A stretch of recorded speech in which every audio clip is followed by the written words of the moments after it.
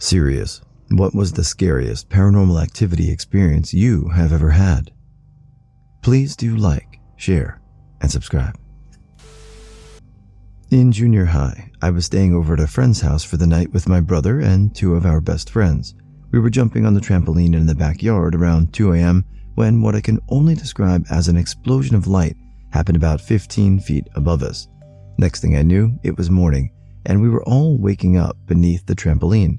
My brother and I are the only ones who remember this. Our two friends insist it never happened, and that we're making it up. The missing time still freaks me out.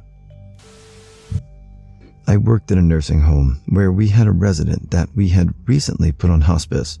We will call him Norman. Norman was a chain smoker, and that was basically the only thing that gave him pleasure in life. It didn't matter that he had pneumonia, and it was the middle of the winter.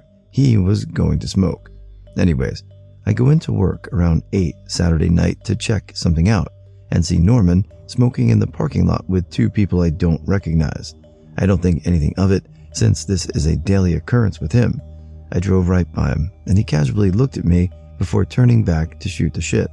I finish what I came to do, go home, and have a good rest of my weekend. The following Monday, during our morning meeting, the director of nursing announces that Norman had died over the weekend. I made a comment about how sad that was, and that I'd just seen him smoking Saturday night, and that it was strange he was gone. My administrator turns pale and says to me, "Norman died early Saturday morning." Not believing him, I checked the nursing notes, and sure enough, Norman had died around 2 Saturday morning. I was pretty freaked out the rest of the day. It wasn't my experience personally. In fact, I was not even born yet, but my aunt had said in her old house she would hear my cousin talking in his room by himself when my cousin was around 5 years old. She said occasionally she would think she heard someone reply with a young girl's voice. She started setting up an old tape recorder in his room. About 8 years ago, she pulled out a dusty old tape and played it for me. Now, I still think it was interference or some explainable phenomenon, and she is not technologically proficient enough to fake an old cassette tape, can barely work a PC, but that tape gave me chills. As she started it, you can hear my aunt playing with my cousin. Nothing seemed out of the ordinary when she asked if I could hear a heartbeat. I listened closely and could make out what she was talking about, but it was barely audible. As the tape went on, however, the heartbeat got progressively louder until it almost drowned out the sound of them playing. At this point, the sound was so clear and distinct, I absolutely could not deny it was a heartbeat. I have never experienced a chill that ran through me so damn hard. The heartbeat began to fade away on the tape, and it was quiet again, except for them playing. Not so much scary, but when I was about 16, my friend and neighbor's dad was diagnosed with a super aggressive cancer. He was like a second father to me, and always made sure I was fed. Grew up in a somewhat food insecure house, as he loved cooking. Anyway, about 3 months after the diagnosis, he passed away. I had been over there earlier in the evening, but had come home at about 10 p.m. It was 12:04 a.m. I was on my family's desktop computer in the kitchen, early 2000s, when all of the pots and pans in the cupboard clanked together. I pretty much assumed he was passing through and saying bye, but I got confirmation in the morning when his wife told me that he had passed at 12:04. I've had a whole bunch of these type of things happen since, but that was the first that I can remember. For the past year and a half, I have someone who turns on and off my dishwasher, washing machine, and cycles through a dimmer on my kitchen light when I'm around, but it doesn't seem or feel scary, just attention seeking. I have a lot of stories to tell about this. First of all, I'm not a native English speaker, and even though I can comprehend everything I read, I'm not very good at writing. That being said, let's start. When I was 9 years old, we used to rent the house of one of my dad's friends. The house was small, and he wanted to move out to a bigger one because he had a family. Time passed and his wife died. After that, she started to appear at the house we were living in. The house had a dark hallway leading to the bathroom, my parents' bedroom, and my sister's and I bedroom. The bathroom was right in front of our bedroom. I was scared to go there at night because she would appear at the end of the hallway. Also, the TV's volume used to go up and down on its own. I was really scared sometimes. Years after, We discussed it with my family, and everyone except my dad had seen her on the hallway or experienced something like this. Sometime later, we moved out to another house because my dad's friend wanted to return to that house with his son. Then we moved out to my next house, where I lived my most disturbing paranormal experience. I was 11 years old, I think, and my parents left me alone at home because we were moving out to another house. We used to move out a lot. I was playing Neopets, really chill, when suddenly I felt really cold. Seriously. The space behind me became really, really cold. I started to get chills and shiver. I turned on the TV to watch cartoons and have some friendly noise in the room. I distracted myself like that for, 10 minutes. When I started feeling that cold again, I turned back and saw nothing, but the cold breathing over my shoulder in my neck was there. The air in the entire house felt really heavy, like something or someone was watching me. Someone was there. You could feel the presence. At this point, I was already panicking and on the verge of tears. I was scared AF. Then, I looked at the sofa, and I shit you not, there was a cushion literally floating. I think I almost shat myself. I tried to open the front door to go outside until my parents came, but they had took the key. The windows were really hard to open, so I couldn't open them either. I was sweating and shaking when I heard the unmistakable noise that my dad's old van makes. I ran to the front door again and looked out the window, but they hadn't come home yet. In fact, they came back like an hour later. I spent that time shivering in a corner of my room. I didn't tell them about this until a couple of months ago. This happened like 6 years ago. Not truly scary, but very odd. Backstory. I had a cousin who killed himself when I was very young, and I didn't have many memories of him. His mother, my aunt, always had problems after his death with drugs and alcohol.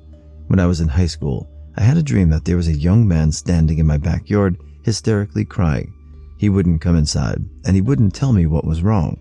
I was trying to calm him down, and I was getting pretty frantic to try and calm him, but he wouldn't budge. I was awoken from my dream by the landline ringing at 3 a.m. My aunt had overdosed and was dead. At the funeral for my aunt, there was a picture on display. It was of her and my cousin who had killed himself. I was creeped out because my cousin was the man hysterically crying in my dream. Was out on a farm when I was around 11. Now, this farm was far away from any cities and was generally flat. There was nothing really planted, so the ground was flat except for a few mounds. The time was around 11 p.m., and the only light we could see was the house light, but beyond that, you couldn't see anything. We were out on the porch of the house playing with a rugby ball. One of us kicked it in the dark, and we didn't expect to see it till the day because no one wanted to walk in pitch dark to get it. About a minute later, it comes flying at the house, out of the dark, and hits the front door. This freaked the hell out of us because all the adults were inside, and all the workers were nowhere near, and I still don't know who threw it. Ever since my daughter was born, I've been having sketchy dreams, and when I go into her room at night, I always get the feeling of someone breathing on the back of my neck. One night, after a dream of there being something sketchy in her room, I wake up to her screaming. I go in there to calm her down. I lay her back down in bed. I let her know it's me and start singing to her. She rolls on her side to look directly at me, wide eyes pointing past me, says, "Mama, there's someone there." I look behind me in time to see her door close on its own. Now, her door usually swings slowly, as this place is old and not very level, but it doesn't close completely without force. One night, a friend and I were watching TV in the living room when a small, maybe 4-inch diameter orange and blue ball of light popped out of the wall, floated horizontally around 6 feet into the room, lowered slowly over the coffee table, and blinked out of existence about a foot above it.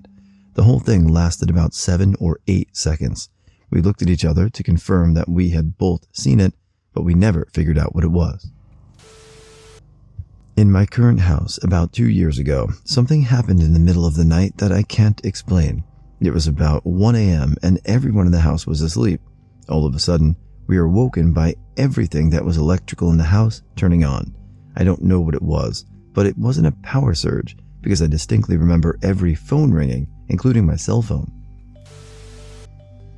woke up one morning to find all the cabinet doors in the kitchen open, all the drawers, the fridge, the back door, all open, but one cabinet door. Slowly opened that cabinet to find a figurine of a black cat with the skull bashed in. The figurine was in my car the night before, car still locked. Yep, keep the security deposit, we are out. This was the most menacing of the activity at that house. I don't even drive down that block anymore. Orthodox religion has some kind of a rule that if somebody dies, they don't actually leave towards the afterworld until 40 days later.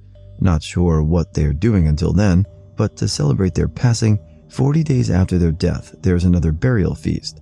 Not sure how to translate this, where food is given for free in their honor to people that basically never knew them. But I digress. In 2001, my best friend and first true love died. I'm no longer a Christian because of that, and after he died, I kinda lost track of time. One day, I came back from the university to my room in the campus. I was very tired, and although it was midday, I just laid down for a nap.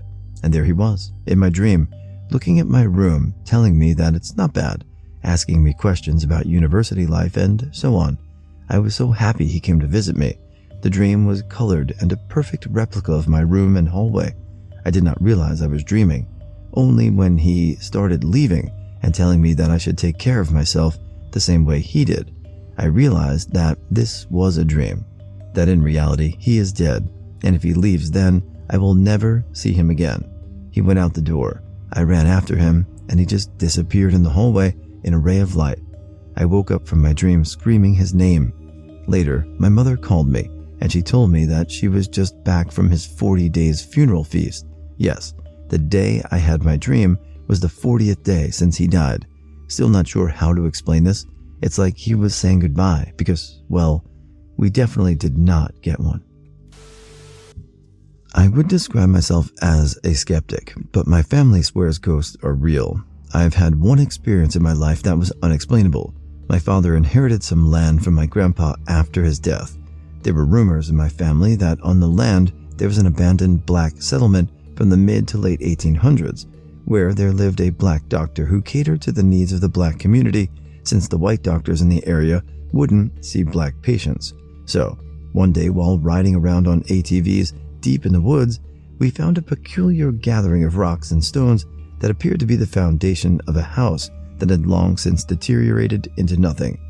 As we began searching the area, we found more foundations and even a large hole in the ground that we speculated used to be a well. So, we returned the ATVs and marked the location so we could return to it later.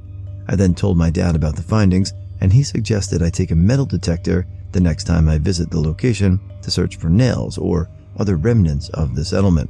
So, a few weeks passed by, and my brother and I decided to spend a day checking the location with the metal detector. While there, we unearthed a plethora of metal pieces, including what we think was a former iron stove. Then the metal detector starts giving off false readings. It would say there was iron 3 or 4 inches down. We would dig and then nothing would show up. We would look around more, and it seemed almost as if the detector was giving off detections of a moving metal source. One minute, it would show up in front of us, and the next it would be a foot away. After an hour of searching around, my brother and I unearthed this large piece of iron. As we do, the metal detector goes absolutely bonkers, and it only gets more intense as I pulled a piece of metal from the ground. Now, the detector is nowhere near the unearthed metal piece, and it's going absolutely crazy at this point. My brother and I get spooked, so we decide to call it a day and walk back to the ATV. The entire walk back, the metal detector is going crazy, and it only ends once we reach the clearing of the woods and get back on the ATV. I haven't been back to that settlement since that happened. The whole 4 years we lived in one particular house, I just always felt like there was something not right. I was between 12 and 16 while we were living there. In the back end of the house was my parents' office. The computer desks ran around the edge of the room in a big horseshoe shape, and the entrance to the office was also the wall for the back sliding door. Often I would be up late on Mom's computer. I swear that I could feel someone standing over the entrance to the room, and in the dark screen reflection of my dad's computer, I could see a tall shadow. At first, I would pass it off at the pot plant, but It was too tall and it always looked hunched over. One night, my friend stayed over and we slept in the upstairs lounge room. This room was a big open landing and you could see every bedroom and the open bathroom from where we were sleeping. The streetlight would shine in the bathroom and my friend whispered to me, "What tall thing do you have in the bathroom?" And we could both see the same tall hunched figure, so we moved into my bedroom and never spoke of it again. Another night, my brother had friends stay over and we were all downstairs in the lounge room. Upstairs, the floor was pretty creaky and you could usually track people's footsteps across the landing to the top step. Well, we could hear the floorboards start to creak as it sounded like someone walking out of a bedroom and walking towards the top step, even though we were all downstairs. In summer, I had some friends stay over and we slept outside on the trampoline. The wall next to the back sliding door was all glass windows as well, so you could see into the kitchen dining. Again, the streetlight that lights up the bathroom would light up part of the house rooms as well. All four of us noticed it at the same time, the tall, hunched figure in the dining room. We stayed out on the trampoline all night because we were too scared to go back inside. This is the one that still gives me goosebumps, and when I tell it out loud, it makes me feel physically ill. Our front lounge room was quite long and shaped almost like a T. The open section was close to the front door, and then it became long and narrow. So we had the TV at the skinny end with two lounges lining the walls opposite each other. My dad quite often slept on the lounge because he had tinnitus and generally doesn't sleep much. So, for this particular instance, he had the lounges in a T shape for whatever reason. I had woken up super early to watch the World Cup, Australia versus Italy, and to message my friend who had seen the thing in the bathroom as she was going to New Zealand with the school band. As I'm lying with my head towards the middle of where the two lounges meet, I see out of the corner of my eye, as clear as fucking day, a girl in a white dress with brunette braided hair just sitting on the lounge.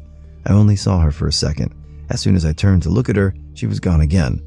I flew up, turned all the lights on, was frantically messaging my friend who was about to abandon me on a plane, and just quietly ran around downstairs like a lunatic for a good 15 minutes until I decided that going back upstairs to bed was a good idea. I've never preached that ghosts, spirits, whatever are real, but those instances left me with this cold feeling of dread every fucking time, and over 10 years later, I still can't explain them.